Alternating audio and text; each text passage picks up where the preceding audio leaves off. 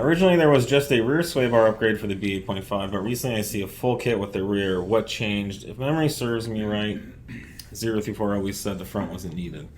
Yeah, so there's kind of a epidemic of black and white thinking, and so in order to navigate this topic, we have to kind of operate in some gray areas to define why we ended up releasing a front bar when we didn't have a front bar for so long.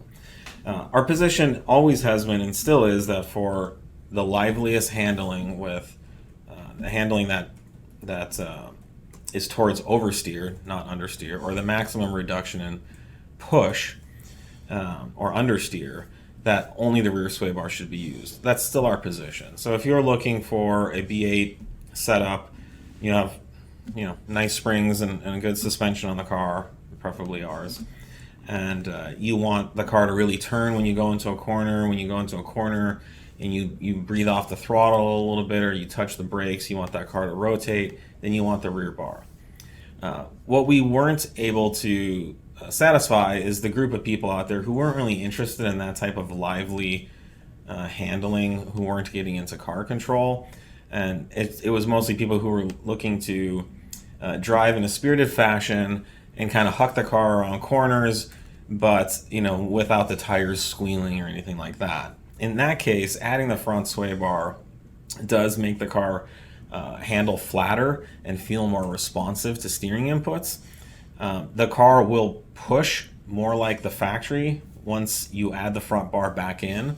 However, the car will still handle very good, and as long as you keep the tires within their traction patch, you're not going to have any issues with adding the front bar. So the two applications really satisfied different type of driving requirements and desires for customers.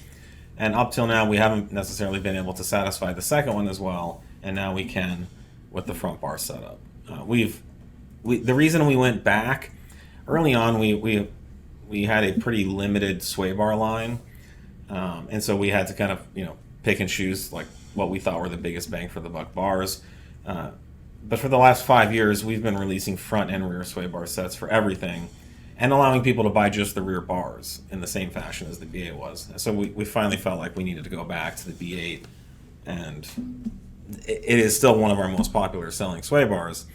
And the front bar has been very popular since we released it as well. A lot of people either buying just the front bar to add to the rear bar they already have, or doing both. Under no conditions would we recommend only running the front bar.